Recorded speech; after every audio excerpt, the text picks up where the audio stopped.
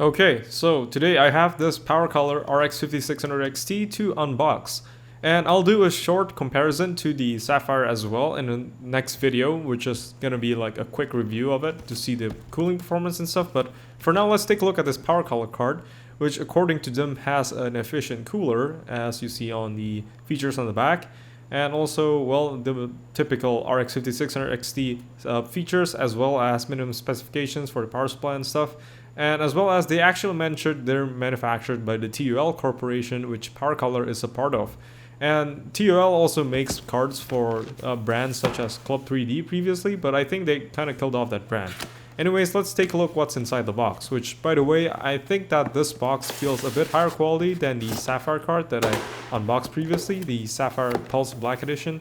So this is a nice start. It has the same brown box inside cover on the outside, but then the cover outside is slightly thicker and the inside brown box is also more sturdy, thanks to them using an actual foam piece to protect the graphics card instead of what Sapphire did, which is really not as good as this. And aside from including the driver disc as well as the user manual, which actually comes in a lot of languages, as you can see here, and pretty clear instructions on how to install the graphics card. So I'm actually quite surprised to see such a user manual when most graphics card manufacturers really don't care about user manuals anymore. They really just put a few steps and be like, oh, there you go, just plug it in, I guess.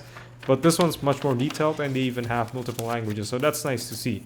And again, like I said, they use really nice foam padding for the graphics card, so it'll stay safe inside the box. Instead of Sapphire's packaging, which is just put it inside the box and kind of good luck, I guess. Well, this one's also padded on the side, so this will be safer when you ship it from some retailer. And also, the card is inside this anti-static wrap, obviously, anti-static plastic bag. And let's go and take it out, and immediately I feel like I can smell a strong chemical smell with this card, which is a bit different from the other PC components that I've seen before. But yeah, let's take a look at the card itself instead of smelling it. And as you can see, this card is slightly taller than the PCIe bracket height, so it is an extended height card.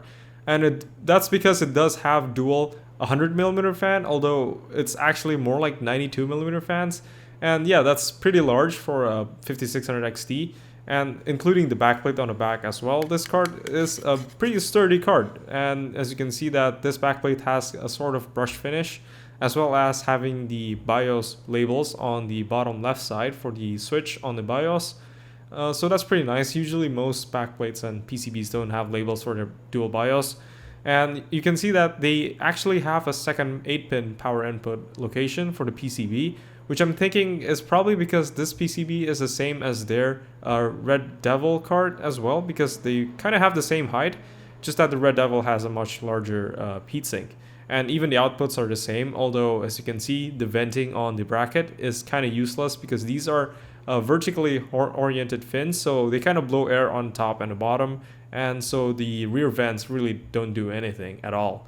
And they just exhaust out the top and the bottom towards the motherboard. And as you can see on the top here, it's pretty open, and that's pretty good for heatsink airflow, which this heatsink seems to have 5 heat pipes, which are actually also soldered to the heatsink, which is nice to see because some cheaper cards don't have solder onto the heatsinks from the heat pipes, which is not really ideal for heat transfer. And as you can see that it has 5 heat pipes, and you might think, what's the top heat pipes on the left there? They kind of just loop it back to the heatsink. But yeah, the whole heatsink is also covered by the 2 fans pretty well. They position the fans not just for aesthetic, it's more of a really functional looking card to me. And it does look pretty classy as well with the chrome surrounds around the fan. It's not super gamery looking like the Sapphire or MSI cards, for example. This is a pretty simple design, and this is a no frills, low budget, not low budget, more like one of the cheaper offerings for 5600 XT. So it is made out of plastic, and the quality is not the best using like all metal or anything like that, but it's really solidly built, and I feel like this is still a pretty good quality card when you hold it in your hands. And although I prefer that they don't put the Powercolor branding on the side, because that's a bit too big for me, and I would prefer them just putting Powercolor on the backplate that looks kind of like the Red Dragon logo that they put there, which is more low-key and less distracting to the card's design, which is already pretty low-key. And again, on the back here, you can see the outputs, which is triple display ports and one HDMI out. But yeah, that's pretty much it for this card. I hope you enjoyed this video, and I'll have a further video testing this card later on. But that's it for now. Thank you for watching.